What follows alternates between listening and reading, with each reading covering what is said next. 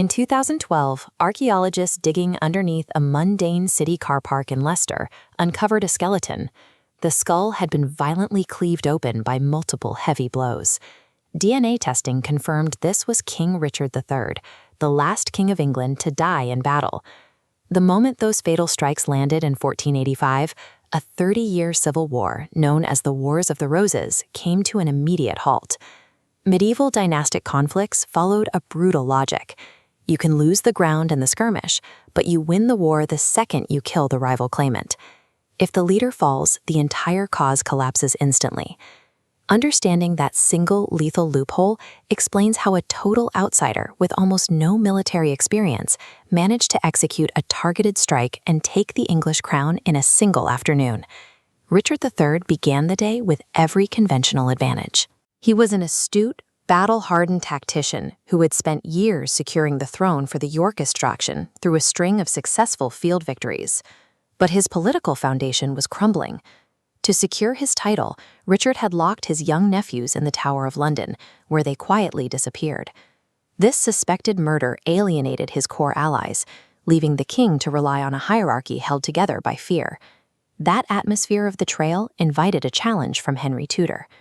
Henry was a lifelong exile, with a weak blood claim and a ragtag invasion force of French and Scottish mercenaries.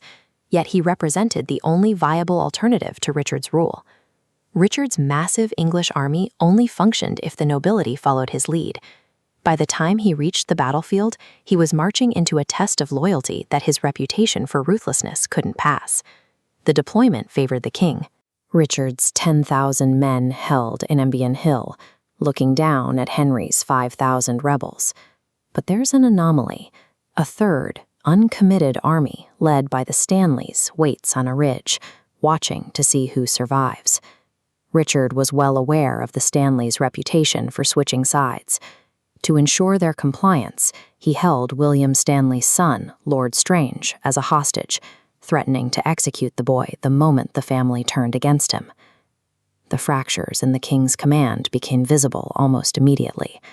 When Richard signaled for his flank commander, the Earl of Northumberland, to engage the rebels, the Earl simply refused to move. His troops remained stationary, watching the battle unfold without them. The traditional military hierarchy had dissolved into a high-stakes standoff. Tens of thousands of them were essentially frozen in place, waiting for a political signal rather than a tactical one. At the base of the hill, Henry's vanguard began to push. Led by highly experienced Welsh and French commanders, they fought their way up the slope, slowly grinding through the king's front line. Richard watched his defenses crumble, while thousands of his soldiers remained idle on the periphery, refusing to risk their lives for a king they distrusted. Henry capitalized on this paralysis. Even as fighting intensified, he maintained secret communications with the Stanleys, pushing them to commit their forces and end the standoff in his favor.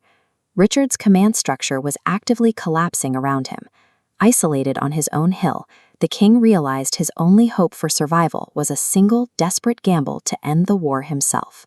Spotting Henry's banner in a vulnerable position, Richard abandoned the wider battle. He gathered his closest household guard and launched a direct cavalry charge across the field, aiming straight for Henry's throat. The initial shock was lethal. Richard personally cut down Henry's standard-bearer and shattered the rebel inner circle, coming within feet of the man who claimed his crown. Henry, realizing he was being targeted by an elite military tactician, chose survival over ceremony. He reportedly dismounted and shed his distinct royal markers, disappearing among the wall of common pikes to avoid being singled out and killed. The momentum of the king's charge finally broke when the heavy horses bogged down in the marshy ground. This delay allowed Henry's men to stabilize and form a defensive ring, trapping Richard's cavalry in the mud. Seeing Henry survive that initial terrifying charge, the Stanley brothers finally made their choice. They ordered their massive Third Army into the fray, charging directly into the flank of the trapped royalists. Richard had attempted a decapitation strike to isolate his rival, but his own charge left him completely surrounded and cut off from the rest of his army. Trapped in the marsh, Richard was pulled from his horse. He was overwhelmed in brutal hand-to-hand combat and struck down, becoming the last English king to fall on the field. The second Richard's skull was cleaved, his remaining forces scattered. The 30-year struggle for the crown ended in the time it took for the news of his death to travel across the field. Henry Tudor, the man who had spent his life in exile, was crowned King Henry VII right there on the battlefield, using the crown retrieved from the mud.